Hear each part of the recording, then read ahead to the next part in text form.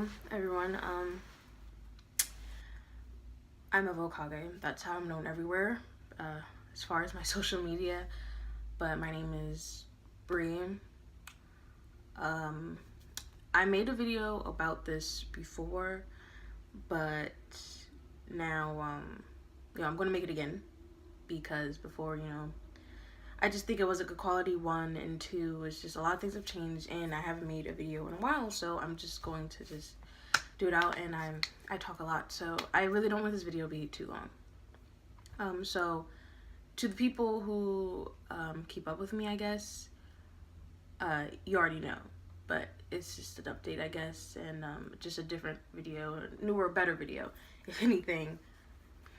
So, I have MRKH. It's a condition where you can be born with no uterus, or a small uterus, or a little to no vaginal canal. You can either have none or a very small one, some stuff like that.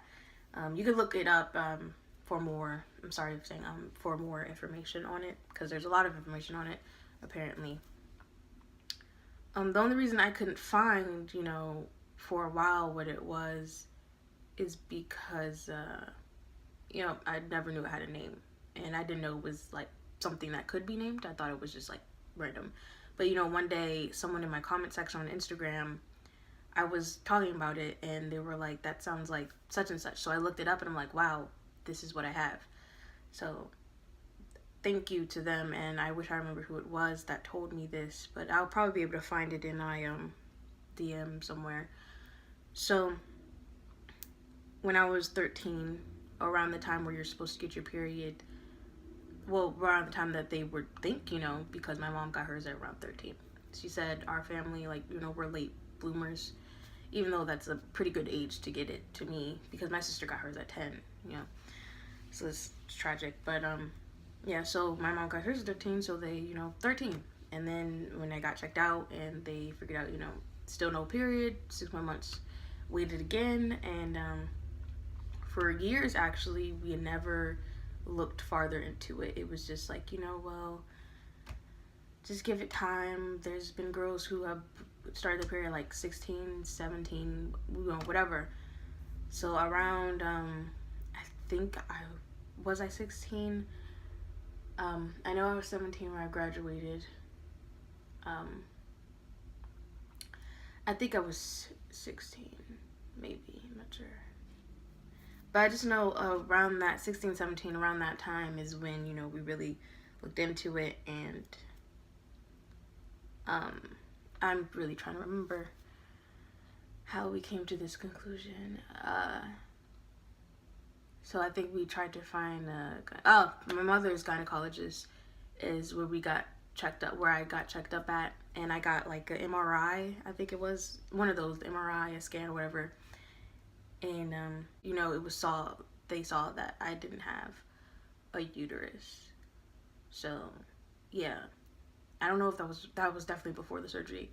I think before or after. It was probably after, but before, that's when he was looking at me. That's what it was. He was looking at me, and he saw there was nothing there. Me myself looking at it, it was just a wall. And it's scary. It was scary looking. It's just a wall there. So I had surgery my senior year, towards the end of my senior year, where my grades were like complete crap, and I had to take a week off school. It was so overwhelming, all the makeup work, but everybody worked with me, all my teachers, and I passed. So that's all that matters. I graduated 2016. So, but yeah, for a week, I had to rest, and then I went right back to school. It was really uncomfortable to sit. It was just, I still have my my cap from surgery. I don't think it's over here. I think it's like in a drawer somewhere. I wore it in my first video that I originally made.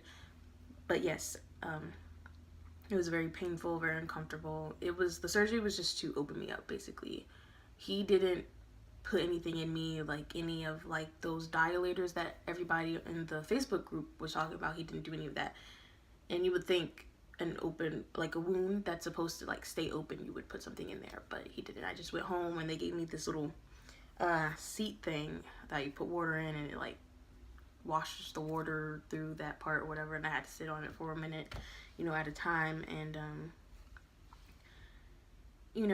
when after all the healing process was done, I had to look at it before going to get checked up with him again. I couldn't put anything in there, even if there was anything wrong. Even if it was open, I probably could do it myself anyways. But he tried to do it when we got checked up, and it was just no. I didn't want anything in me. It was gross. He tried to put his finger in there. It was like he used like a little bit of lube, and it was just like, bro, no, I'm done. Don't do that. Fingers actually still to this day is a problem with me, and like I won't even lie. My boyfriend, he did it successfully once before. I don't know how, but like now I cannot do fingers, and it just makes me so uncomfortable. No matter, especially if a gynecologist, And I recently, actually, a few weeks ago, I went to a different one. My mom's now current gynecologist. That's supposedly better, she says. But I guess he is a little better because he actually, when he saw me, he knew. When it was explained my condition, he was like, "Wow, I've heard of this and studied this. I just never seen the person." And I was like, "All right, cool." He knows about it. The other doctor, he was like, "Oh wow, I never heard of this, blah blah blah," because not a lot do, and not a lot specialize in it. So, what was I going on about? Yeah, so he couldn't put his finger in and stuff, and that was that. And it was a time where I just think my mom was frustrated, and she, she was just like, "You didn't do enough. Like you didn't follow the instructions. The little water thing that I was supposed to sit on." And it's just like, I did do them. You told me to do them. You watched me, and I did everything. Like I did everything I was supposed to do. It's not my fault that he didn't put anything inside me. And then we eventually came to that conclusion, like, why didn't he put anything in there? So all that discomfort for almost nothing. Currently now, I can have intercourse. How? I don't even know how it happened. I got with my current boyfriend November 2017. We officially got together like November 8th, but our anniversary or our celebration is on the 7th because we miscalculated. But we met on my best friend's birthday dinner thing, November 5th or something. I think it was 5th. I don't know if she had it like after, but whatever. So we've been together for a while. Like maybe the second, probably not even the second month. It was just like we were just doing things, and it just like it went in a little bit, and I was like, whoa, it's TMI, but it's my story. And then from then on, it was painful for the first couple times, but I think he was my dilator basically. Even after a whole year, I think year or two, it's been a year at that time. After a whole year of having that surgery, got it. And I guess I'm satisfied now that I can at least do that one thing. And I'm glad that it was him, that it wasn't anybody else who's hurt me in the past. I've been through a lot of experiences with men, and I'm surprised that I'm even still so positive about relationships and such, because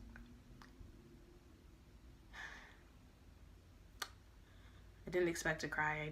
I'm a crybaby, but I never expect to cry when I'm telling my story because I've told it so many times. But I think with all the things men have done to me and all the things that I've just let slide, I wouldn't have been okay with this, how it all happened, and it wasn't anything forceful. He asked if I was okay, if I wanted to keep going, and he still does that. It's what you're supposed to do. Like, you're okay, is everything all right? And that's what you're supposed to do. So now I'm fine, but the only thing now is just I've always wanted to have kids. Like, I was born a nurture. I had the little doll babies, the little babies, and the everything, the little bottles. Um, and, you know, I have eggs, and I guess it's a good thing. But as far as everything else, you know, I I want to be able to hold my own child, but you know I can't. And uterus transplant is just a lot. I don't even know if I'll ever be in that part of life where I could do that, afford that. And, you know, and it would just be a lot because I just don't want to go through any more surgery, any more anything. You know, it's stressful. I just want to be normal.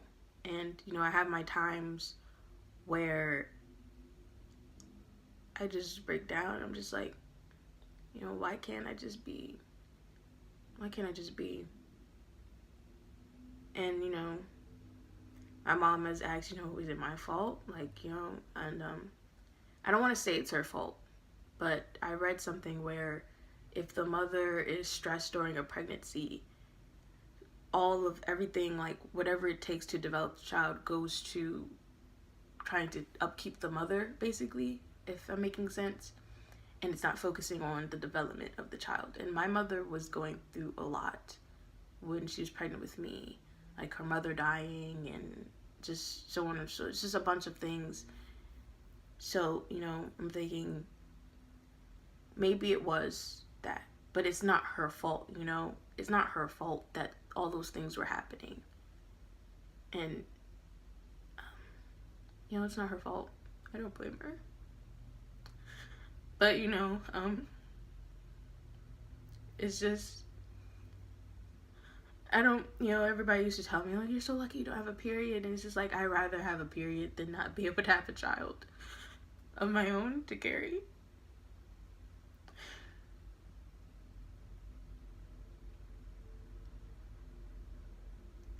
And it's painful hearing that.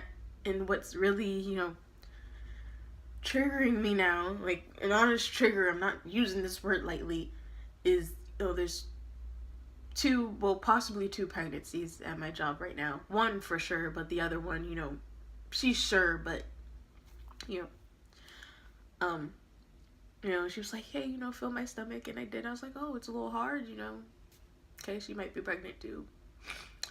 Another girl, she's around my age, so, you know, that hits home.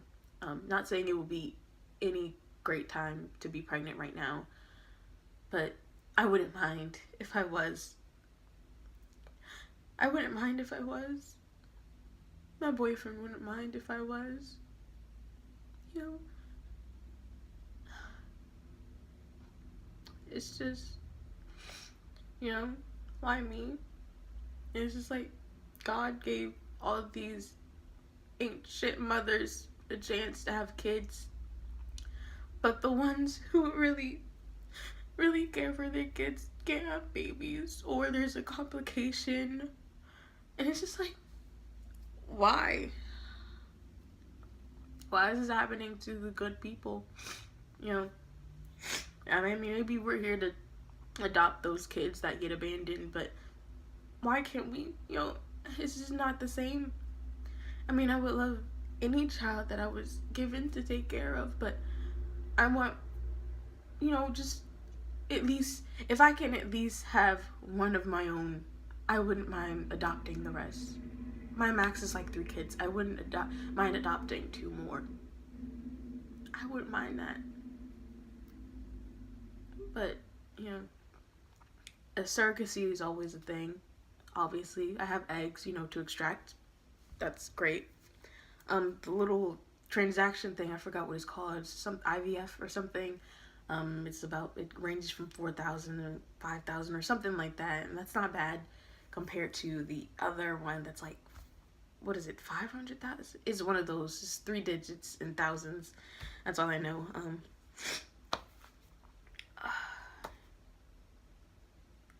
But, you know, I just sometimes think, you know, what comes with this is a lot. You know, you try not to think about it. You know, especially if you can have intercourse, you feel normal for a minute. You know, you feel normal, and then when it comes to like seeing people with kids and just having families, it's like, um, okay, all right, you know, maybe me one day, maybe. The only pro of all of this is that I can choose when I want to have a child. That's about it. I can choose, and I heard adoption is very expensive, I think, and just a lot. It's a process. I've had I had friends that will, you know, have offered to carry my child, and I have friends that have offered to carry my child, but it's more than just, you know, just a friend carrying my child. I want someone, you know, that will take it seriously, that will not smoke, not drink, not one bit, that will eat right, you know, not too many greasy things, not too many fried things, you know.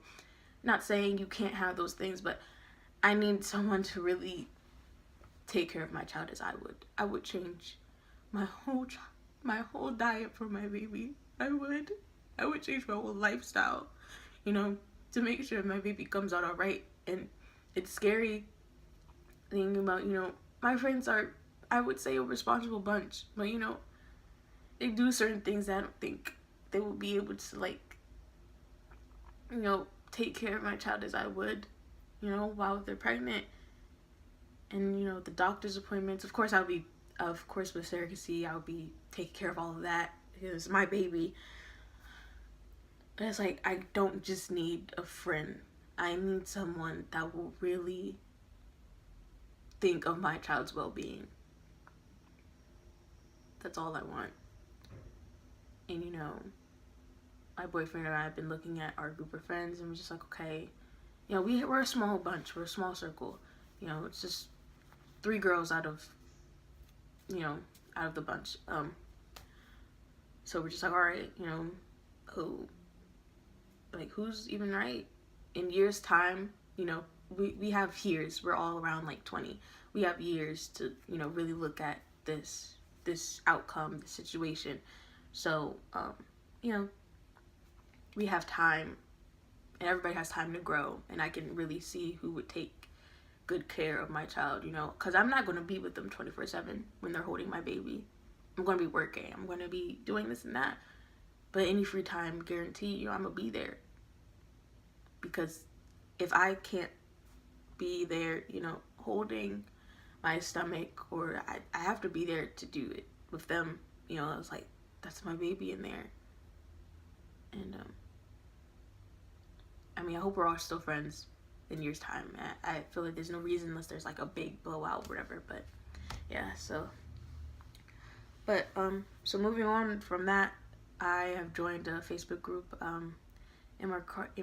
MRKH Experience, I think it's called. I forgot, but I'll definitely link it if anyone else like me finds this video. I will definitely link it in the description.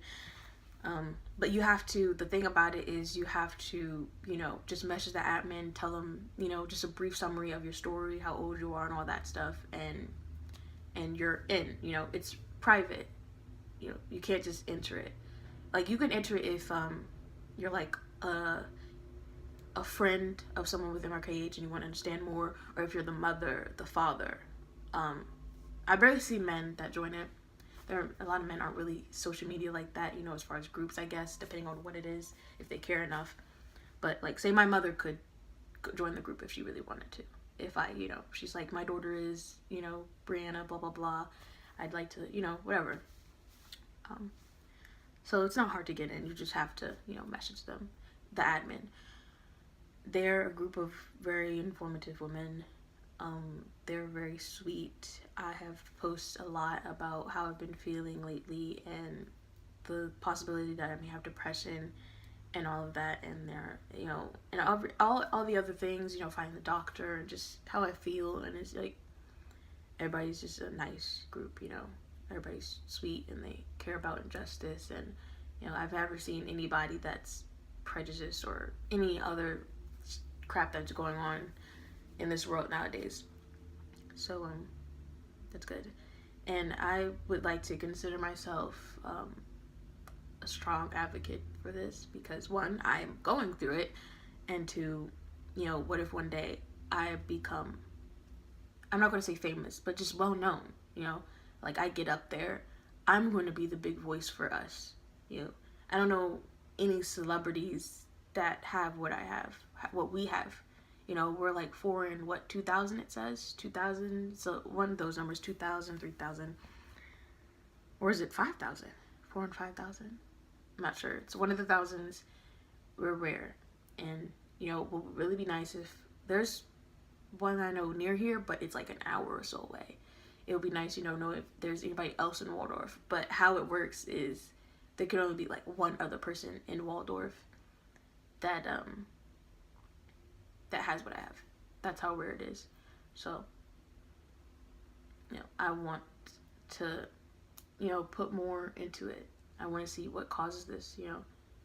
Even what I said about my mother and the stress thing, that could be one thing, but what if there's something else, you know? I want to get more into it. I want to know. And it's just like, why me? But, you know, it's what I gotta live with. I can't complain. I mean, I can complain all I want to, but it's only so much complaining will do. There's nothing I can do about it until I can do something about it. So that's pretty much, you know, my story about it. And I'm glad it's only like 22 minutes. Somebody can watch through that. People have short attention spans, so. But thank you for watching, and I will put this link in the Facebook group to this video. So if any of you guys are watching, thank you so much for being a wonderful group of women. And you may recognize me because of the post I made. My name is Brianna blah blah Ross. On the Facebook group you may find me, and you know, we can talk or whatever, and you know, give me feedback about whatever's going on, or just let me know if there's anybody that I haven't heard of has a pretty good following that's going through what we're going through. I would like to really know who else is doing that. So thank you guys for watching. That has been my story, and I'll see you another time.